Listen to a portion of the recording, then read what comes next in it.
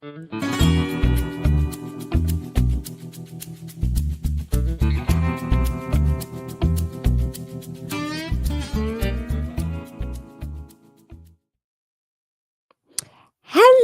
lovelies, and welcome to True Crime and Wine Time. I am Terry True Crime, in case this is your first time joining us. And I guess I need to let y'all know tonight it's just me. JT is not feeling well, but just between you, me, I guess, and the universe, I'm kind of wondering if he was scared to interview a former cop. And now me is wondering, does he got an active warrant? And do I need to do some deep diving into my co host? No, seriously, guys, he is not feeling well. So you are stuck with me for tonight. But I promise it will be entertaining as always. And we have a fabulous guest. Now, to get all of the details out of the way, please remember to like, subscribe, and hit the notification bell. And if you want, you can become a channel member. And as a channel member, you get exclusive content. So basically, you get more of me and JT, but you also get shows early and a lot of other fun stuff. So we are having a members only show next Friday, the 21st at 8 o'clock Central and 9 o'clock Eastern. And there goes the dog barking like she is not supposed to. But that's okay. We're going to keep going.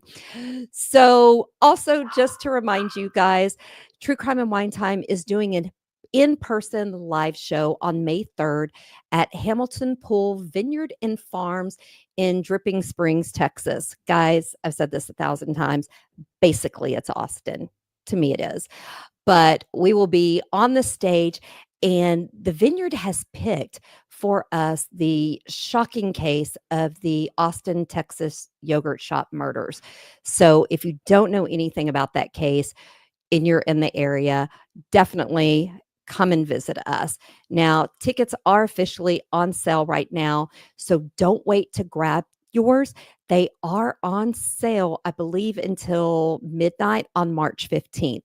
So you want to try to get them while they're a little bit cheaper. Now, tonight, I decided to be extra, which I know anyone that is a normal viewer is not surprised. I am drinking a Black Box Rosé, but I have a wild hibiscus flower that's marinated in rose syrup. Guys, it's really cool, but here is what it says. It's a tribute to the eternal romance of the rose. It's a glorious feminine indulgence for your champagne or rosé. It adds a bit of flowery taste with a hint of sweet. And guys, I will tell you, it smells heavenly. It's the first time I've done it in a rosé. I used it on Valentine's Day for our party in Champagne. But guys, this might be my new thing. And it truly, I've even brought my little things. It is truly a hibiscus flower. Now, I've heard you can eat them, but I haven't done that. So just know I decided to be a little extra tonight. Um, Tonight, guys, it's going to be a great night. We have some great questions. We have a great guest. If you have any questions, you can put them in the chat. We will save them for the end of our interview tonight so that we don't break the flow. But tonight, I am honored to have James Altgelt, who is a retired police officer. I am not going to read y'all his dossier because it's vast. And he's going to share some insight into his career in law enforcement and how law enforcement has changed over the years. So, hello, James, and welcome. Thank you, Terry. I appreciate you inviting me on the show. I am glad to have you here. It's exciting, and hopefully it's okay that I didn't read out all of your experience because it's a lot. Even somebody who knows you didn't realize how vast it was. So I appreciate you taking the time to be with us. So to get started, the first thing I always like to start with, can you tell us a little bit about you and a brief overview of your career in law enforcement? I started my law enforcement career at a young age. I went into the police academy at age 20. During my time at the academy, they changed the state law that said you had to be 21 to be a peace officer in the state of Texas. I was grandfathered, and so I started my peace officer career in Bexar County, which is San Antonio, Texas, is the county seat. As a peace officer, I actually started my law enforcement career, though, as a dispatcher jailer for the Blanco County Sheriff's Office. So when I started as a peace officer, I wasn't old enough to buy my handgun. I wasn't old enough to buy my handgun ammunition. I couldn't even legally drink alcohol in the state of Texas, but I could enforce the laws and carry the gun wherever I wanted to, just as long as somebody got it for me at first. And so that was started off in 1985, 1986, actually in 1986, 85, 86. And I've worked for a civil service sheriff's office, a non-civil service sheriff's office, a civil service police department, and a non-civil service police department, and did a little over 8.5 years on active duty in the United States Air Force as a security. Back then it was called security policeman. It's security forces. I did that for a short term and then was accepted to the Air Force Office of Special Investigations. So I've seen law enforcement on the military federal side as well as on the state side in Texas, man. Now, I have to tell you, I am shocked to first of all learn you have to be 21 in Texas to be a police officer because we let people go into the military at 18 and have guns. So I guess it's different on the state level. You know, that's the law when I went in. I've been out of law enforcement for a little over 5 years now, and so I can't say what it is. You can be a jailer, I believe, at a younger age, but that was the big concern, and I was worried when I graduated the academy if the sheriff of Bexar County at that time would actually deputize me or made me wait the extra 6 months for me to turn 21. So, well, and this just popped in my head. So basically, you were grandfathered at the age of 20. yes, And I don't know anyone else who's been labeled grandfather that young. So that just hit my little brain. I'm like, wait a minute. there you go. Now, what is the difference between civil service and non-civil service departments? Well, civil service has rules and make sure that there is it diffuses the good old boy system, if you will, right? Okay. So and you have to take a civil service test. You have to pass the civil service test. The Civil Service Commission gets advised at every step in the application process. As far as we dropped Altgelt because he failed his written test, or he failed his physical fitness test, or his background investigation, or his oral interview, or his polygraph if the department requires one. They have to put out advance notice for study materials for promotional tests and give you advance warning for promotional tests, and then so you're promoted based on those aspects. And then so the hiring process is there, and then the firing process is also that you have to be fired for just cause. And there is even though Texas is an at-will employment state, in civil service you have arbitration and you have a right to appeal and work those cases. And there's been very few circumstances where I've seen an officer terminated in a civil service department that shouldn't have been terminated. I've seen several get their jobs back that shouldn't have gotten their jobs back. So that side cuts both ways. The non-civil service, they can hire me on any day that they want to. They can promote me on any day that they want to. They can promote me for any reason, but they can also demote me for any reason. Whereas a civil service department, that's not the case. On a civil service department, you're protected up to a certain rank and grade. On a non-civil service department, the chief or a new chief can come in, or a new sheriff can come in and decide that he's going to bring his whole family in and let everybody else go. So working in a civil service department can give you the comfort to believe that you can enforce the law equally and fairly and not worry about who you write a ticket to, who you arrest, or who you do not arrest. Whereas in a non-civil service department, sometimes that comes into play, excuse me. as far as who are you encountering and what are the political ramifications of what you do or do not do. Well, I don't know why, but I thought all law enforcement in Texas was civil service. So I don't know why I thought that, but that's what I had in my brain. That's why I asked. I didn't know there was a difference. This is one reason why I like to have people like you on the show, because you can teach an old lady new tricks, because I did not know that. This whole time, I thought all law enforcement in Texas were civil servants. So We're public servants, but public servants, but I thought they were also civil. So I thought, because I always looked at civil, I was like, oh, it's kind of like a union, so to speak, but it's not a union, but there's a little bit more rules. You just can't walk in and say bye. right. Thing. Okay. Now, what motivated you at such a young age to want to go into law enforcement?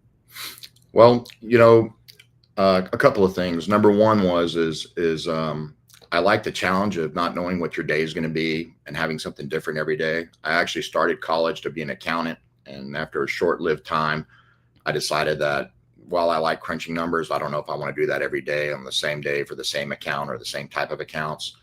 And really serving your community means a lot to me. And going out there, helping the people that are being taken advantage of, that can't help themselves, that are going through difficult situations, really fed my soul, if you will, and was something that I enjoyed and continue to work in public service my entire life. So I will say a lot of things are clicking now in my brain when you said accounting. And then I also didn't realize that we had that in common, because that was what I went to school for as well, was to be an accountant. And I lasted 6 months in accounting after getting out, and I wanted to slit my wrist, because you can't lock me in a room with just numbers all day. You can't. I need something different. So I never knew we had that in common. yes, ma'am. Now, what and how do you think law enforcement has changed since you entered the field years ago? I think law enforcement has changed just like society has changed. When I grew up, you didn't question adults. When they told you to do something, the teacher was always right. Um, and my family, while I had and I have very loving parents, I was if somebody accused me of something, I was guilty. Even if I didn't do it, I shouldn't have been there to been accused of. Period. End of story. And we weren't as at that time when I was growing up, we weren't as violent and graphic society as we are now, right? And so you look at how times have changed, and so when I first started, there wasn't as much high of a percentage of the population that question your authority and question what you asked them to do or what you told them to do. And through various events and time, that mindset has changed, and now it's more so that there's a lack of respect for law enforcement to listen to what they do, and Mhm. it becomes more of a debate, if you will, or a trap. And part of that is if we're being fair, is because there have been some events that have violated the public's trust, Mhm. right? Some of that has been as we become a more litigious society, and in some cases, and in some cases, our society has just evolved that not only do we question leadership or question authority, but we defy it openly. Mhm. Sometimes just to see what will happen. So things like I said, when I started off in law enforcement, when you ask somebody for a driver's license, they gave you their driver's license. Now they ask, what's your authority? Why are you asking me? What did I do? Tell me your name and your badge number before I do this. And you go through this rhetoric. And so it's much more challenging. And it's a lot more difficult, in my opinion, to be a police officer now than it was when I first started. All I know is I was raised, yes, I had an uncle who was the constable or sheriff. I'm not sure what his title was, but back in Hitchcock. But I was raised, if a police officer asks you a question, you answer it. You say, yes, ma'am, no, ma'am, yes or no, sir. and if they stop you for something, you were wrong. Because, like you said, I was in the wrong place. If I wouldn't have been there, I wouldn't be in trouble. And if I came home one time and I got a ticket, a warning, and I'll never forget. My dad goes, "Well, why did you get a warning?" I was like, and he goes, "What did you do?" I said, "Well, I told him I had to go to the restroom." And he took my car keys away for weeks because I lied to the police officer just to get out of a ticket. And I'm glad it stuck with me because I was like, okay, it's a big deal to do that. But I look at people nowadays, it's not a big deal. But I think it's just different. Just like if a teacher tells you to sit down, you sit down. You don't say why. And so that's true. It's not just interaction with law enforcement, but I think it's interaction with everything. The conduct that you hear about that's taking place in our schools is just it's very disconcerting. And even when you watch behavior and extracurricular activities like sports and things like that, our behavior is just and our value system has changed. And in my personal opinion, it's changed in a lot of areas for the worse, not the better. But Oh, I agree. I tell people I was a soccer coach for my kids' soccer when they were younger. And I didn't have a problem with the kids, but the parents. There were so many parents I had to kick off the field because they were the ones acting a fools. The kids were doing what they were supposed to, but the parents were acting a fools. And I can't help but wonder if that just kept going and trickled down to the younger generations. I say that like I'm really old, but so I am old. Everybody knows I'm old. But have you ever had a case that you would consider was your most challenging that you've ever worked on? there are a lot of cases that I've worked on as a patrolman, as a special agent with the OSI, as a detective with the sheriff's office, and so to bring one to specific to form to speak about is really difficult for me.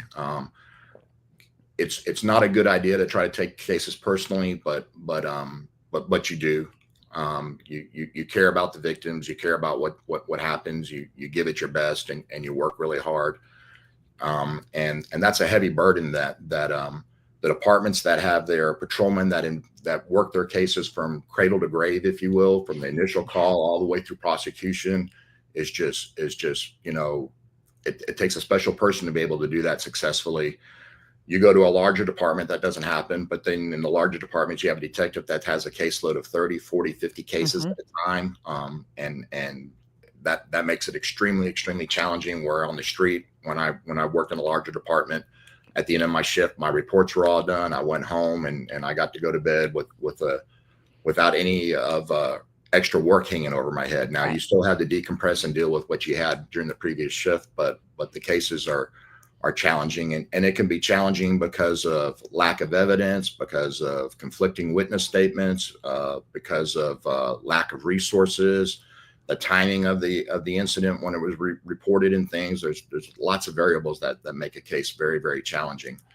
And so I can't really put my finger on one specific one for you, Terry, but No, that's not a bad thing, I think, in some ways, because people ask me all the time because we cover so many different cases here on True Crime Wine Time, but also in Midday Missing. And I'll get asked, well, which case sticks out the most? And I'm like, they're all horrible.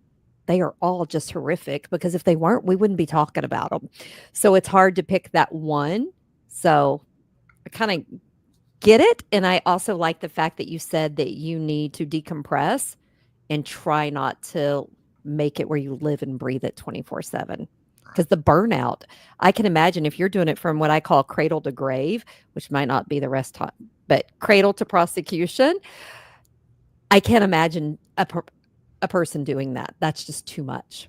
well, it takes a big skill set. I'll tell you what becomes the most frustrating is when you have a case we'll talk about crimes against persons, and not to say that crimes against property isn't important, but crimes against persons where someone is seriously injured, it's very frustrating to not be able to identify the perpetrator to not be able to gather evidence and be able to present it to the district attorney for a successful prosecution because you feel like you've really done the victim a disservice. But on the other side of the equation is when you have somebody that's accused of something, you want to be able to show that they did it beyond a reasonable doubt, or you want to be able to exonerate them, right? Because nobody Agreed. wants to walk around with a label that they did something that they may or may not have done. And so those are the cases that cause me the most grief is when you have someone who's accused of doing something and you can't prove it beyond a reasonable doubt or get successful prosecution. So you're not only doing a disservice to the victim for closure and things like that, but you're also doing a disservice to the person who's accused of that crime because they're labeled and they don't get, for lack of a better phrase, vindicated or cleared, even though we have a presumption of innocence in our country and we follow that.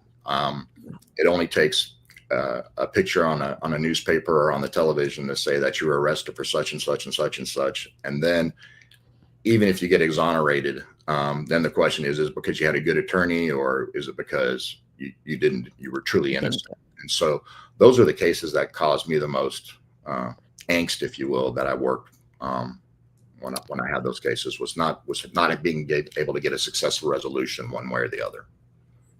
Well, okay, you just made me think of because I always struggle with person of interest in a case or they're a suspect. And I've often wondered, especially on our missing person cases or murder cases that are unresolved, that like, okay, why don't you just name them as a suspect? Well, just hearing you talk, I never thought about the fact that it's kind of a disservice if we don't have the evidence to prove that they did it, we shouldn't be telling people that they did it because that follows them around. And I honestly never thought about it from that side until you said that. Yeah, thanks for that. Now I have to go back and rethink everything. So that's okay. That's okay. Now, I think, and I'm pretty sure that you have worked some drug cases. I think if you're in law enforcement in the great state of Texas, you've worked on drug cases. What would you say were the most common type of drug cases you worked on? Well, possession of controlled substances, you'll find probably pretty frequently as a patrol officer or a patrol deputy.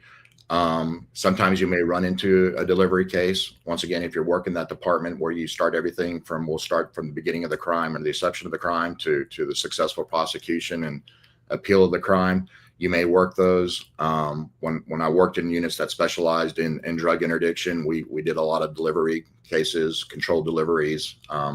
We would do buy walks where we would either through an undercover agent or a undercover officer or a confidential informant, we would make the prerequisite number of buys from the house or the location that we're required to, and then we'd run a search warrant on it. And so those are the cases that I got to work on quite a bit on. What, I guess not what is frustrating about drug cases, but what's different between like a drug case and a crime against a person or property? How is it differ? Well, there's criminal ways that it's different, whereas a crime against a person, an individual is the victim more times than not. Where a drug crime, it's against the peace and dignity of the state of Texas, right? So a lot of people say that possession of crack cocaine is a victimless crime. But then I say that to somebody who has a crack cocaine addiction, that they're not really the victim of the crime. And so it's the way that society views, drug offenses. And, should someone be in jail for 25 years for selling, controlled substances as opposed to somebody who only serves 15 years for aggravated assault or something like that. So it just goes back to our moral standards and what we think is egregious enough to warrant a maximum amount of jail time and not. I mean, I agree with that. I will say there was a time that I thought Texas, I liked that we were hard on drug crimes, but then I remember being young, probably 18 or 19, I was like, why is this person going to serve more time in jail for having two marijuana joints, than somebody who injured a child? And I was so young and so naive. I was like, well, that's a victimless crime. Why are they not? And then I'll never forget when it came out in the Houston Post that that child was injured because of drugs. And that's where it led to. And I was like, oh, so it's not really victimless. And then I started putting all those little dots together. Yes, yes. And there's an impact, for some people that have a drug addiction that they can't afford, then they resort to crime to support that habit, because psychologically and physiologically they have no choice but to get the drug, or try to go to some type of detox facility and beat that. And so it leads to crime, and there's a direct correlation. So I don't want people to think that I think that using, possessing, distributing, controlled substances or illegal drugs is bad, or is not bad for society, because it definitely has its impacts not only on the user, but on the people that aren't involved in it. So Agree. Now, have you ever had or been in the situation where you've used informants where they played a role in anything? Is that something you ever dealt with? yes, we utilized confidential informants in the military quite a bit, and Really? absolutely, yes. Um, and there's different motivations and why people will come forward to do that for us. Some will do it because they got caught, and so the way you play the game is give up the person above you, and we would work our way up the chain for a lesser penalty if they cooperated. We had some people that did it as a motivation because they were looking to be paid. I was We getting ready to say, didn't they get paid for being a confidential informant? Some do, Some did. Okay. and then some do it because they just have the desire to fulfill that role, and it meets their internal needs, right? Utilizing confidential informants can always be problematic when it goes to court. So a lot of times we would have a confidential informant that would make a couple of buys and then introduce an undercover officer, right? And then those would be the cases that we would prosecute, because Yeah. Yeah. Now, death investigations, not sure how many of those you had to deal with, but what are some key steps in a death investigation that the general public may not be aware of? wow, there are so many key steps in a death investigation. There's no more egregious crime than someone who was murdered or I died of. think most of us get our information, or I do, and I know a lot of our normal viewers, we watch Chicago PD, we watch Law and Order, so we know it's not totally relevant and that it's make believe. So we think we know the steps, but I know there's got to be more steps that we don't know about. Well, we'll talk a stereotypical case is the amount of time that you spend at the crime scene. An episode of Chicago PD or whatever is what, 48 minutes maybe, with for an hour show with commercials and everything like that. And you're going to spend much more time than 48 minutes in the crime scene, is much less finding the suspect, interviewing the witnesses, interviewing the suspect, going to trial, and getting the conviction, right? And so it's the meticulous work that you do at the crime scene, because you only get one shot at it, right? To do that, to have a keen sense of attention to detail, to be able to have excellent active listening skills, and being able to interview witnesses, not a victim, obviously, in a murder, but witnesses, families, suspects, thinking outside the box for evidence, taking the time to catalog that, to write it correctly, to do that. It's the ultimate case, right? And so normally that's why you have seasoned detectives that work those cases, and that have that experience, and that go through all the training that it takes to do those various roles and to rely on those resources. So to say that one step is more important than the other is really hard to put your finger on, because everything that you do is very important.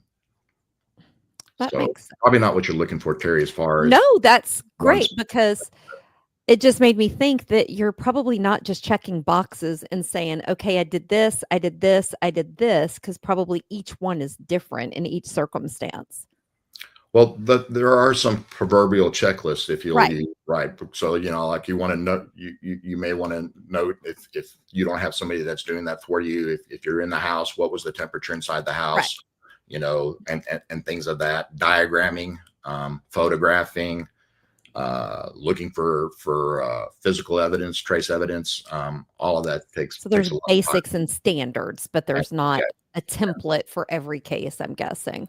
right, but there are some things that I've seen officers that have used checklists to make sure that they don't forget to do this or to do that. But you're right. No two cases are ever exactly similar, but your methodology for processing a crime scene can be. It's probably a good thing I was never in law enforcement because I like checklist. So I can remember what to do. Now, what, if you remember, are some of the biggest challenges that you faced in investigating a crime or in general? Wow, that's a pretty broad Because question. my first thought, and when that question got sent to me, I was like, my first thought was people who don't trust the police and don't want to talk to them. That to me seems to be the biggest challenge in my mind because if people won't give you information, how do you do anything? Well, that is a huge challenge, right? And so um, there are some cultures that have a inherent trust for the law enforcement because back in their country they've earned it, and there's some areas that perhaps here in the United States we may have earned that distrust. So, like I said earlier about being able to interview, about being able to establish a rapport, Mhm. establishing that rapport is also establishing trust.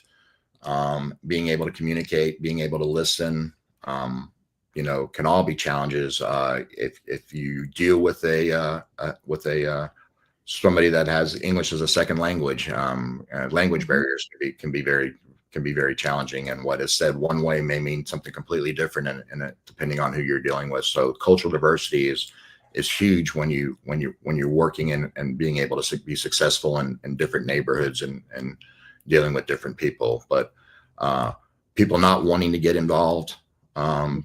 not just because of their distrust of the police, if you will, but for fear of repercussion, not wanting to be Mhm. that person, not wanting to be labeled a rat or a snitch, worried about what may happen to them, Mhm. worried about the other repercussions as far as I don't want to go to court, I don't want to testify, I don't want to have to give up this time and things like that. I just don't want to be involved. So there's a plethora of things that take place and can be challenges. Working some cases, another disservice that the television does for us is I was you getting ready to say, does send off TV make yes, it worse? and you send off things to the lab, and in 22 seconds you have a fingerprint hit, and it doesn't work that way, or facial recognition within 5 seconds. And so I the lab, thought all law enforcement has a Penelope, like on what was it, Criminal Minds, I think, and she would just go hack into all these systems, and Penelope could tell you all of this stuff. And I was like, if we could ever really have a Penelope, I think the world would be in a great place. well, and we may have some Penelopes, right? But there's a backlog, and things take time, and so getting things through crime labs um, take a there's a backlog, and so you don't get some of that stuff as quickly as possible. And there's ways that you can ask for expedited preference over other cases and things like that. But once again, Everybody's doing that, I would think. Everybody thinks their case is the most important, right?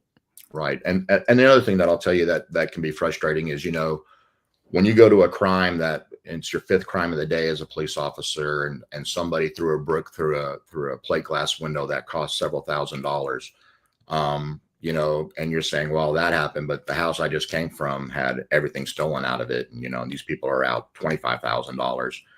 um, it's still the biggest crime that happened to that family that had the window broken, right? And so But now they're wondering, well, why aren't you taking the brick as evidence? And you can get DNA off the brick, and you can do this. Well, you know what? For a Class B misdemeanor criminal mischief case, we are not sending your rock off or right. to the lab because it's just there's just fiscal constraints that go with that also. And so besides the backlog of cases, The probability of getting anything is extremely, extremely minimal. But once again, television does us a disservice because nobody looks at those items. And, the writer writes in that now we have this fingerprint and voila, we have the person and they're in custody, and it goes that route. And it's just really not realistic. Yeah, and I try to tell people when talking crime stuff with them, I'm like, okay, but we've also got to use common sense, what I call common sense, just like we all do in normal business. I have to prioritize things, where we're going to spend our dollars to get the most stuff. And if I have to look at a family who's had everything out of their house stolen compared to a brick, the brick and them getting a window broken is still important, but it has to be deprioritized. I don't know if law enforcement would like that, but that's what I would say. You kind of have to deprioritize it in my book. Well, that happens, right? And so we have what are called solvability factors. So what Oh, cases okay. actually go out of the patrol division and make it to the detective division? If you report that your bicycle was stolen 3 months ago and you're reporting it today, you don't have a serial number for the bike and you don't have a suspect, we'll take the police report more times than not, right? But it's not going anywhere. But then people are upset because I had my bike stolen, y'all didn't do anything, and you're busy drinking coffee and eating donuts instead of finding the person who stole my bike. And so you have Yeah. to prioritize what your cases are. And when you look at what your crime rate is and how many cases you have and how long are the cases, not unfortunately, we don't have the resources that every single report actually gets a full-fledged, thorough investigation, because if there aren't any Okay. leads, if there aren't any solvability factors, then there's nothing to investigate, and that becomes very frustrating. Yeah. And it A becomes lot. frustrating for police, but it becomes frustrating for the Mhm. for the victim too, especially if it's not their first occurrence, right? I mean, it's kind of a lose-lose for both because police want to, but there's not stuff. Now, this is a question that I threw in because those that know me, I've decided to jump into missing person stuff, but I need to understand better why law enforcement sometimes hold back information from the victims' families. Now, with that question, I say my brain tells me because you can't give away everything in the case, because the family's going to talk to people. But the other side of me is like, but can't you give them a little bit more just to make it easier for them to sleep? And so, what's kind of the thought process behind that? Well, I think you hit the nail on the head as far as we can't there if we divulge everything to the family, then when it comes time for trial, the defense is going to say, is that because you remembered that, or is that because Officer Altgelt told you that? And Mm, that becomes problematic, right? Um, and so we don't release everything to people outside the investigation that don't have the proverbial need to know for those reasons. And it's not because we're callous and we don't want the family to have closure, but we want to maintain the integrity of the investigation. So we keep a lot of things um, closed-lipped, if you will. And then the other side of the equation is while the family thinks they want to hear some information, some of the facts they probably don't want to, because that's really not the way that you want to remember your loved one or have that on there. And I know that you there's the struggle between, can I get closure or not, and mhm. I need these facts so that I can move on with my life.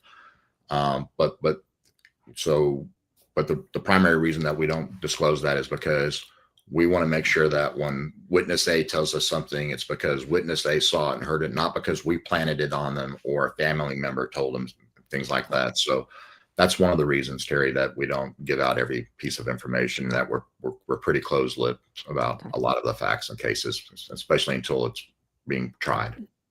And I will tell people that think you can just file the Freedom of Information Acts and get all of the information, even as a family member. You think you can get everything police has done. I'm going to just tell you, you can't. So when they say they can't tell you, they are still not going to give you, because we have filed some and they say this is still an open and active investigation. We are not sharing this with you. Or they send it to you and it's all been redacted. Yes, and the Freedom of Information is the federal side. I think it's the Public Information Act or Open Records Yeah.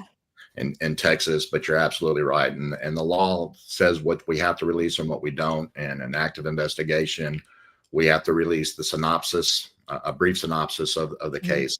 And those are usually about 5 or 6 lines, and they're very Yeah. generic. And that's it. And we do that because we also don't want to disclose potential names, addresses, and identities of witnesses, right? Or persons of interest, but in the crime police reports, there's the suspects and things like that, because once again, it's very important that the integrity of the investigation remains intact. Now, I will say some of us, not looking around for anybody, have been lucky, and I think they had a new hire or an intern when you file those information request act, and they send you everything. 'Cause I got lucky and had that happen in a case, and I was shocked when I got 75 pages that came across. I was like, and then I got an email asking for it back, and I was like, "Sorry, I already downloaded that. That is on you." Yes, yes. So, yes, I did the happy dance. Now, what advice, if a family came to you, because with us interviewing different family members and having people on, what as law enforcement would you give advice to the families about why you can't give them all of the answers? Because I know I struggle with it and I'm not in law enforcement. Well, be clear, concise. Try to assure the family that the ultimate goal is to identify whoever committed this crime and have the successful prosecution, so that they're held accountable for what they do. And in order to do that, there's certain things that we just cannot tell you. It's not because we don't want to. It's because we're trying to do the best service for you and for society. And we want to take this actor off the street to ensure that somebody else isn't victimized by that same person. And what would really be tough to live with for me is if I made that mistake and I did that, and then somebody got free and was not held accountable, and then even worse, went on to victimize somebody else, and Yeah. because my failure to act accordingly.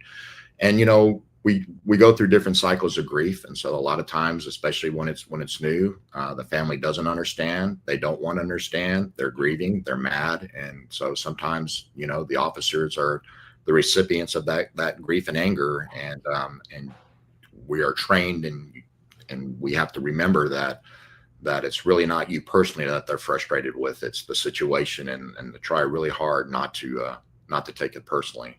That's tough sometimes, right? But Yeah. that's the mindset that you have to have if you're going to be able to persevere and have a long career. So. Yeah.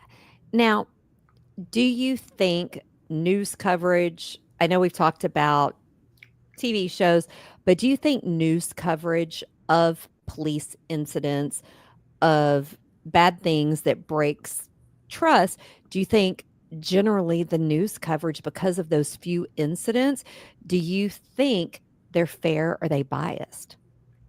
Wow. Because I will just straight up tell you, I think it depends on the state you live in. Because I look at news from everywhere, and I can pretty much pull out a map and tell you where they're more law enforcement friendly and non-law enforcement friendly, just based on me reading news clips. So I personally think news goes after whatever is most salacious. Well, part of that's true, right? You want to have people come in and view in, so you want to hear about things. If law enforcement misconduct was something that happened every single day and made the news every single day, maybe in time people would become immune to it. And so when I see that on television, without knowing all the facts, I don't know if they're being biased or not, right? They're asking tough questions. But what I've learned when you deal with the media is you be honest, you be timely, and if you don't know, you don't know. And if you're not allowed to say, you explain why you're not allowed to say. But if where the old stance used to be was that we would just say no comment, right? And Mhm. it's under investigation. And that just doesn't satisfy our society anymore. Mm-mm. And so what we've learned is to release information in the appropriate, timely manner that we can, and to when it's not jeopardizing a case, release video, release statements, do that, let the public decide. But a lot of it will come to what is your rapport with the media at that time. And if you have an officer that makes a mistake and is out of lines and does wrong, nobody likes a dishonest officer more than police officers, because we all carry that. And something can happen in the state of Washington, and people are going to hold Texas police officers accountable for it, and vice versa. And so I will tell you, nobody detests a dishonest cop more than police officers. Now, there's a difference between being dishonest and rogue and being human and making mistakes. And that happens too. The difference is when you make a mistake, you tell the truth, right? And you look at what the consequences are. If you're dishonest, you lie, you hide, you cover up, and then you try to get other people to do the same with you. So, But on that, but don't you think it's human nature if you make a mistake? I think some people, their first reaction is to hide their mistake. And so I struggle with people who, in the initial aspects, say, "Yeah, that didn't happen," or "No, I didn't do it." But then an hour later, they're like, "Okay, I've had time to think about it. I've settled down. Yes, I did it." I don't know how often that happens, but I think some people, your first reaction, if it's never happened to you before, is you instantly jump to being defensive and deny it. And maybe I'm wrong, but I know I see it in the non-law enforcement world all the time. People instantly, and then I'll have people who come back and say, "Oh yeah, that I did it," because they had time to settle down. So I think we may be talking about the same thing, but when you're referring to an incident like what we call a critical incident, right? Could be an officer involved shooting. So many things happen to you physiologically when you're under that type of stress and things, and it really takes you a period of anywhere from 24 to 48 hours to come back to homeostasis, if you will, and be able to calmly and recollect things. And so an officer that says, "I only fired my weapon 3 times, but we have 12 cartridges on the ground, and his 15 round magazine only has three rounds left," we're able to realize that he fired more than 3 times. That doesn't mean that he's lying about how many times he fired. It just hasn't hit yet. He hasn't had time to process and decompress and things, right? Exactly, because under stress, your perception of time, your span of vision diminishes. You get auditory exclusion. There are so many things that your body goes through when it's fight, flight, or freeze kicks in. That's police officers aren't immune to that either. So a lot of departments and when I was the chief, our department, we would ask just certain questions of an officer if they were involved in an involved shooting. Which direction did you shoot? Can you tell us this? But all the details and stuff, we gave time for that to take place, because what we don't want to do is put an officer in an unfair position where he says, "I fired 3 times," and then later on he goes, "Wait a minute, no, I fired 7 times." Well, which was it? Was it 3 or was it 7? Because they need a time to decompress also. And so witnesses and victims can experience the same thing sometimes. So, that goes I think back. that's where I always struggle, because TV, it looks like, say for Chicago PD, they always say, "Oh, you need to talk right now to IA because you fired your gun right there before you leave the scene." And I watch it, I'm like, how their adrenaline is still pumping. They are just dealing with the fact they shot somebody. How could you ask them to be able to give back what they did? And I just sit there and go, as a person, that's why I'm glad I'm not in law enforcement, because I would be like, I don't know. I need to take a minute. Right. And so that happens. And so, when there's an officer involved shooting, it depends on the department's policy. A lot of them in Texas that are smaller will have the Texas Rangers come in, and the Rangers will do the criminal side of the investigation, because there's a 2-pronged side. There's a criminal side and an internal side. The larger departments will do both, but both investigations are ran separately, and the left hand doesn't talk to the right hand. Oh. when that's happening, because they're looking on the criminal side to see, is the officer culpable of any criminal charges, and they present that to the district attorney's office, who normally will present that to the grand jury, and the grand jury will decide whether to indict or no bill the officer on the shooting.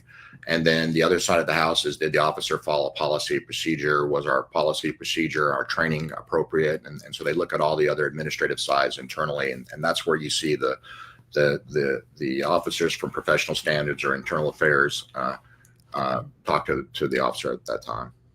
Now, everybody who watches TV or reads the newspaper, or I guess online news, knows that there has been officers who have not done the right things, and police departments and law enforcement has lost some trust with the community, and I think it spreads. What do you think law enforcement and departments can do to rebuild trust with communities? Well, there's a saying that says it only takes one shoot to wipe out 1,000 attaboys, right? And so everybody forgets all the great that you did in that, and that's no different. But I think, to say that you're going to have a perfect officer who never does anything, and it doesn't matter how well of a background check you do, what your screening process is, there will be some people that make it in that shouldn't be. But that's true in any other profession that we look at, right? Exactly. So when you have something that goes egregiously wrong like that, then the only way that the department can gain trust, and it's tough, is the leadership has to say, this officer was wrong. We don't condone what he's doing. We're holding him accountable. He's going to be prosecuted to the fullest extent of the law, and he's no better, no different than anybody else. And then they have to do that, right? And then hopefully you don't have another incident the next day and another incident with a different officer the next day, right? Because now there's a systemic cultural problem that's taken place, as opposed to, once is too much, but reality is you're never going to be 100% on everything, no matter how hard you try and how bad you desire that. And so I think it's a lot of how the department reacts to it and how they handle that, and how they work, with the understanding that when an officer does do wrong, he still has the same rights as anybody else, and it's entitled to due process. So, well, and I think sometimes people that don't have law enforcement in their family, or they don't know anyone who's been in law enforcement, I think they forget they're human, just like with doctors. My ex-husband was a doctor. I mean, doctors are still human, just like law enforcement officers. They can make mistakes, and it happens. And if they own it, deal with it, that it happens. What do you think, or do you think social media, do you think it's made it harder or easier for the public to understand the realities of what's really happening? Oh, so social media is a beast, right?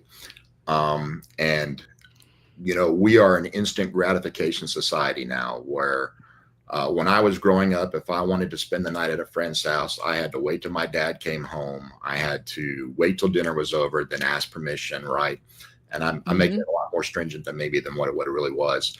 But the reality is now your child texts you. It doesn't matter where you're at, and they want an answer right then and there. And social media is the exact same way. As soon as a post hits, if you can't get in front of it, somebody will get in front of it for you, and they will spin the story, and it's just baffling, and it's really hard to have the time and the resources to fight that, and to have the wisdom, when do I engage and when do I not engage, because there are be times on social media where you can lay out every fact, and you can show that you are 100% absolutely correct, but if people don't want to hear that, they're not going to hear that. So we have a lot of people that if they see it on social media, they really think that's what happened. And a lot of times that's just really not the truth. But unfortunately, that's the times that we live in.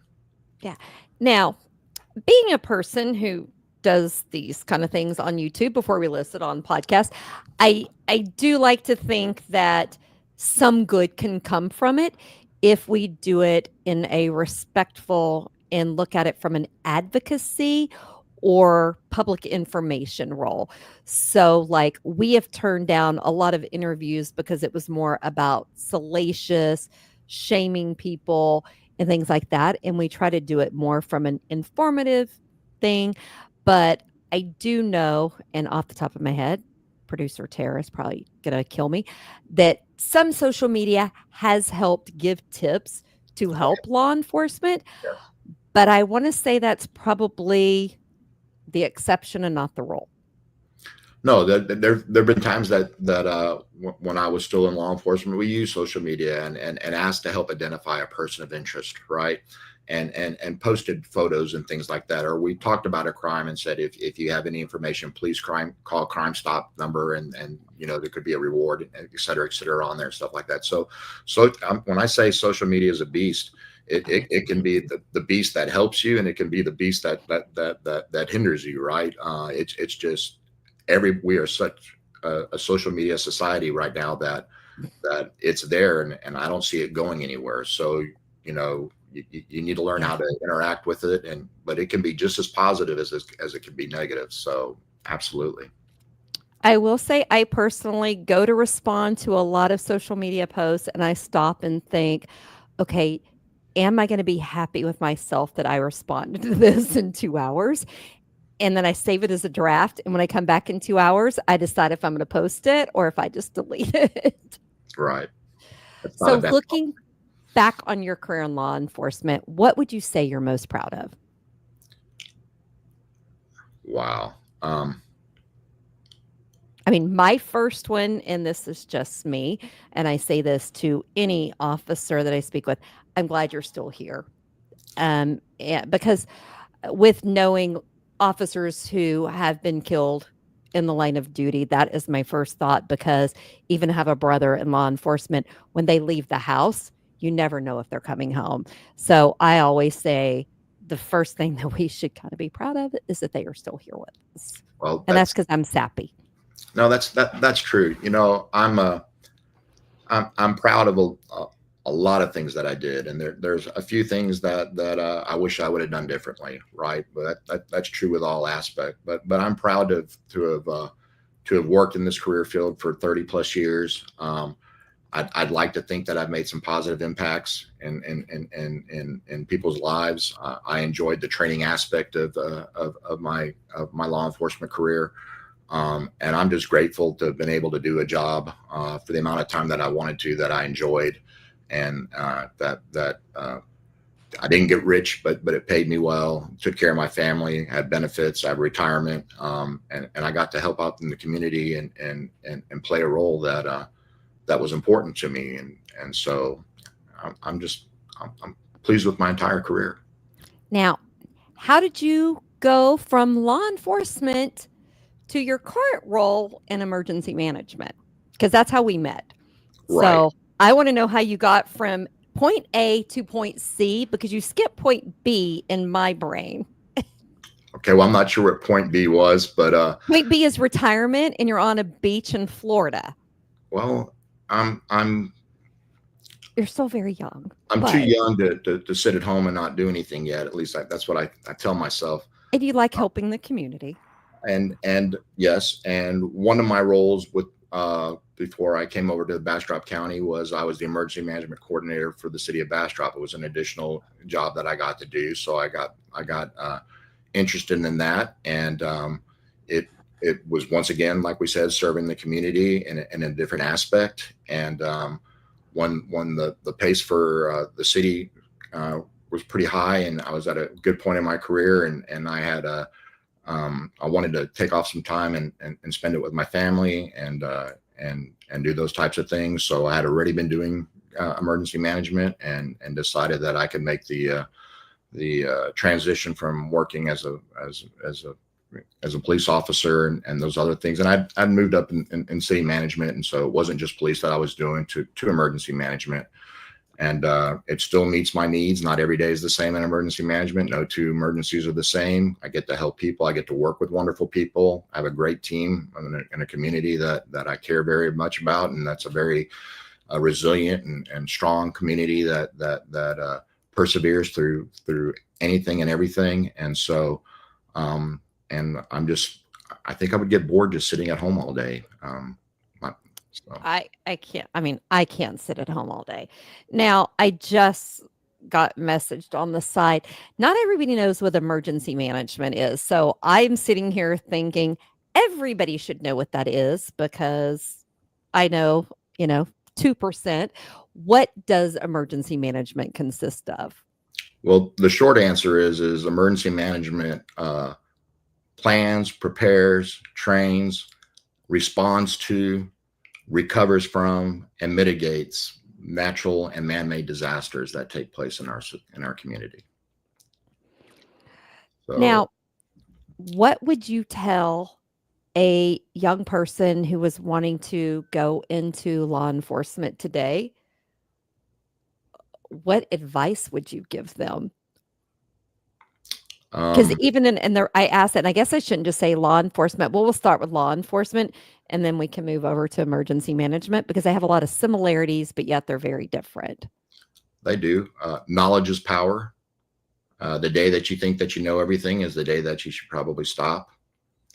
Realize that what you do in law enforcement, and you have a literally half a second or less to make a decision, people will have hours, days, weeks, months, Mhm. years to second guess you, to try to leave work at home, work at work, and home at home, and to do something besides being a police officer 24 hours a day. Take care of your family, have a hobby, and do other things so that you have balance in your life. That would be the and that's what we tried to tell the recruits that were coming into the academy, is that's a very important aspect to be successful. I never thought about the hobbies aspect. I always just thought of go home, take care of your family. But now that I think about it, having a hobby is probably a good thing because you need something for yourself too, just besides the Well, public and your family. the last thing that I want to say is, is that police officers can be cliquish, right? And the reason they are is because when I used to go out to places and stuff like that, and people ask me what I did, I tell them I was work for the telephone company or something. Because as soon as they find out that you're a police officer, they want to talk about a ticket they got or something, that this and that, and it's really hard to to be yourself, right? So we would naturally flock together and hang out together all the time. And while the camaraderie is very important and things like that, I also think it's important to have balance and have other friends that do other things besides just being in law enforcement, because you deal with about 90% of your time. You deal with the 10% of society that is breaking the law, right? And I'm Mhm. using these numbers just for illustrative Right. purposes, but and it can make you cynical, that where you think everybody is a criminal and everybody is wrong, and that's not the case. There are far more Right. better people than there are Mhm. bad people.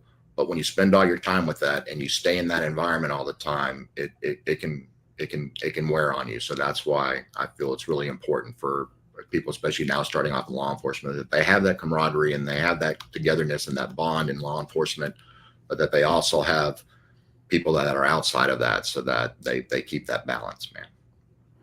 Okay, I just laughed because I just thought because double H, and just so you know, we on here we call my spouse is double H, which stands for handsome hubby.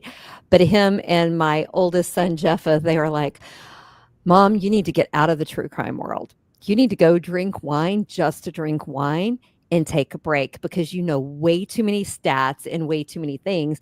And hearing you, I'm like, okay, maybe I should like expand my friend networks to the people who don't want to talk about what's going on in the news and about true crime because I tend to live in that world a little bit.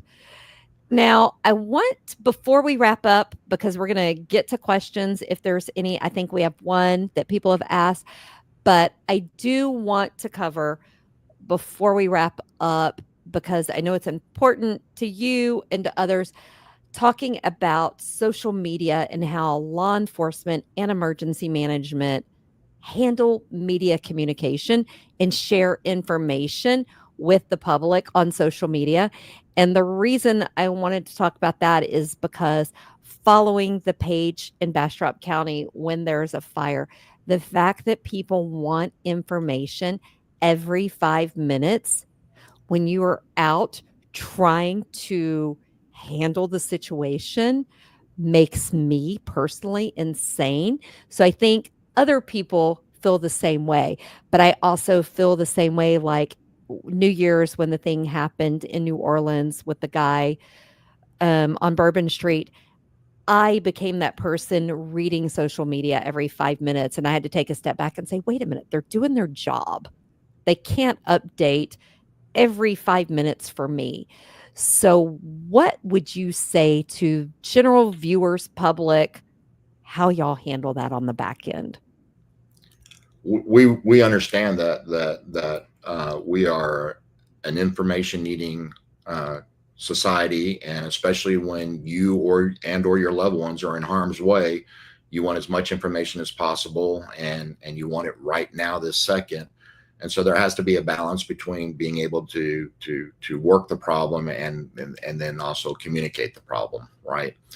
And in emergency management, under the process for the incident command system and everything, the unified commander or the incident commander approves all the public information that we put out Mhm.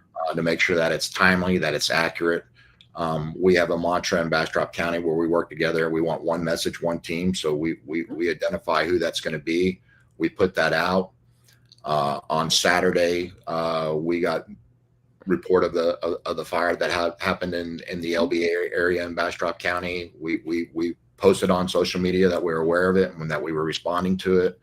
Once we got there and got a size up and everything, we tried to provide that information, and we try to put information out every hour to hour and a half, possibly 2 hours, and then that tempo slows down when the threat mitigates, right? And to think that, if I'm waiting 60 minutes for an update, that's just unacceptable when I'm worried about my parents' house burning down Right. or something like that going on. But the reality is, in order to make what's going on and happening and realizing that it's a dynamic situation when you're fighting fire and the wind shifts and things happen and things like that, why we feel that it's very important that the public knows what's taking place. We feel that being successful in stopping the fire, Mhm. whatever the threat is has a priority over that. And so we got to find a balance in there. And so that is what we try to do. And we put the information out. And when we say this is the last update for the evening, unless something else happens, that doesn't mean that we just forget about the fire or that the firefighters have left or anything like that.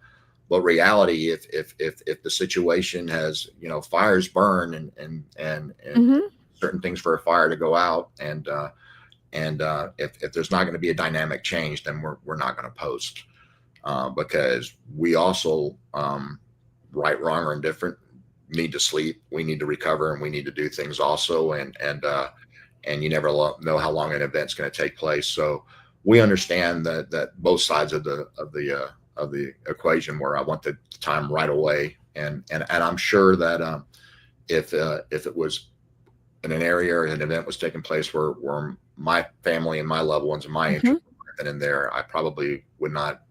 It's very possible that I wouldn't be as tolerant as we're asking people to be, but we got to find a balance in between that. Right. Well, I actually discussed it with somebody today who's not in law enforcement, emergency management, is in the medical field. And I laughed because she goes, so, what you're saying is you think the doctor should stop doing surgery on your loved one to come out and give you an update. Or you want him to tell the nurse to stop giving him the devices he needs to save your loved one to come out and give you an update. And I went, I had never thought of it that way. And considering my volunteer activities, I felt about this small that I never thought of it that way. I think about it knowing what you guys are doing. And I was like, I never thought of it from that aspect that you have to stop doing something. I like that analogy, and so I'm gonna use it. So thank you. I mean, I about fell over today because I was like, wow, I feel this big asking this question. Yes, ma'am. Well, I want to say thank you. I do know Tara, producer Tara said we have one question to ask, and she is going to pop it up on the screen for us.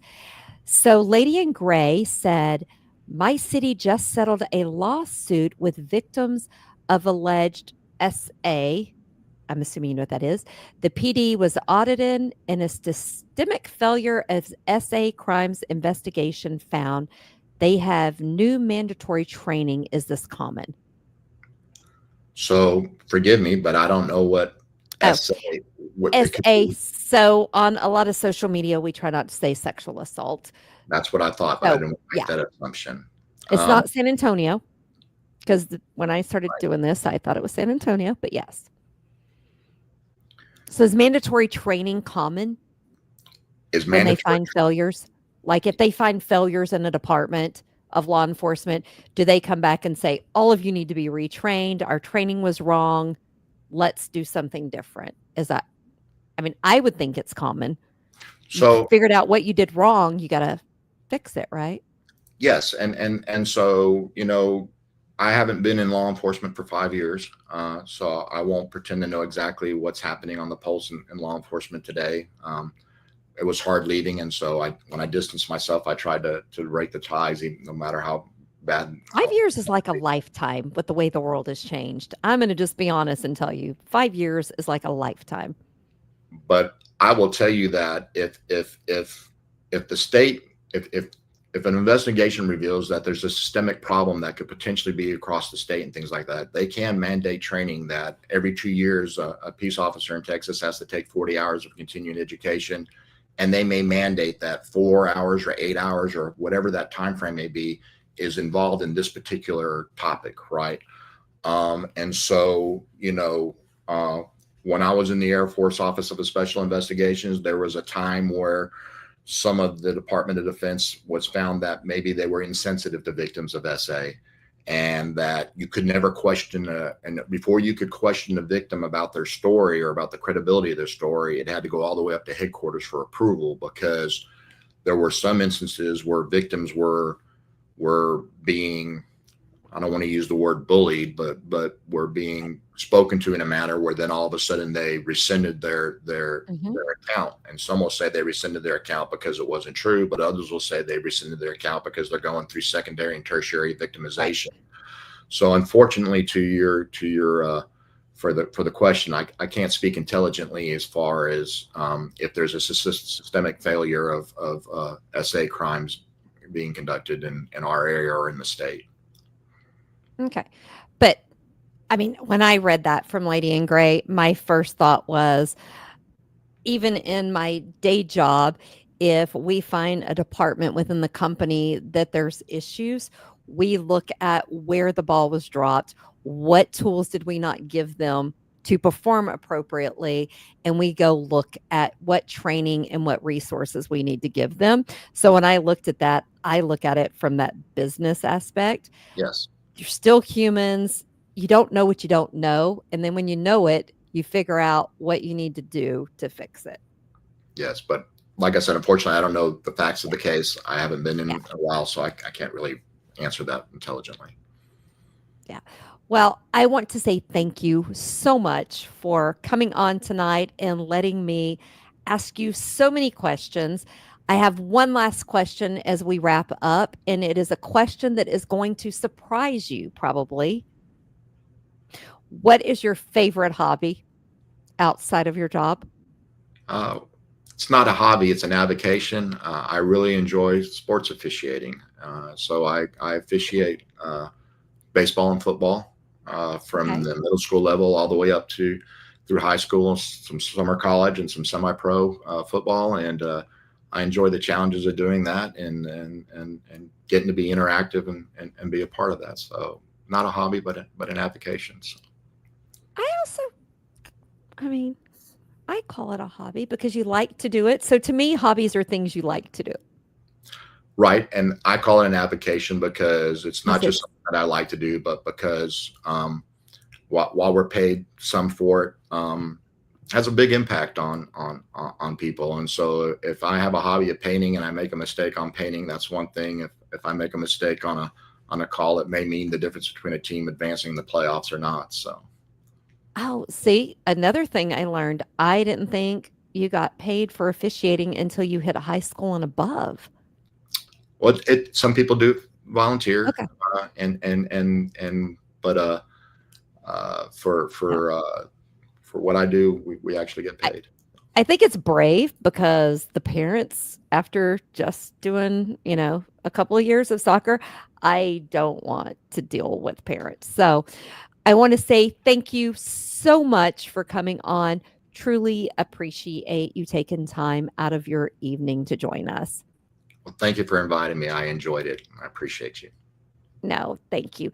And guys, be sure to join us this Sunday. Yes, we are still doing our special where JT and I, along with our producer Tara, will continue our special investigation series into the Zizian cult unveiled. And guys, I'm going to tell you, if you haven't listened to episode 1 or watched it, you need to, because if it wasn't for producer Tara, my head would still be spinning because it is beyond batshit crazy and bunny boiler crazy. So we are still doing this special series. We've got one episode we did this past Sunday. We will be doing it for the next 6 to 7 Sundays, depending on how long we need to put the information. I honestly think we could do an episode every Sunday for the next 12 months and still not cover everything. So if you're interested in cult stuff, you need to go and listen or watch. And I want to also ask you guys, please remember to like, subscribe, and hit that notification bell so that you know when we are live. True Crime and Wine Time is live every Thursday at 8 p.m. Central Standard Time. And guys, I just got asked in the last couple of days, what's the difference between CST and CDT? I'm going to tell you, I admit it all the time. I am not a natural blonde, but obviously I need to fix my brain. I have always said CST. I know there's a difference between daylight savings and standard time. I do not have the brain capacity to figure that out. So I am going to always say CST. If y'all want to come at me, that's great. If you want to email me weekly and remind me where we're at, I will say, please do so because I am not good at that. Also, I do midday missing every Monday and Wednesday where we cover missing person cases that are not getting the attention that they deserve. We, at least once or twice a month, have family members on that share their loved ones' stories. We also will have an update on our special investigation into the Chase Lackey case coming up soon. We are also planning a special in person live event in Crosby, Texas for this summer where we will cover Chase's event. So I would like to ask you all, please follow us on all social media. You do get to see pictures of my bruised feet and JT's craziness. And we're going to start putting some outtakes from our staff meetings because they are pretty funny. And I do have some great screenshot photos I've taken of producer Tara, and she can't get them from me. So I will be sharing them because she won't be able to stop me. So, as always, guys, I want to thank you and please stay safe. Watch out for crime. Speak up. And I don't have much wine left, but as you know, enjoy your wine time, guys. Have a great weekend, and we'll see you on Sunday.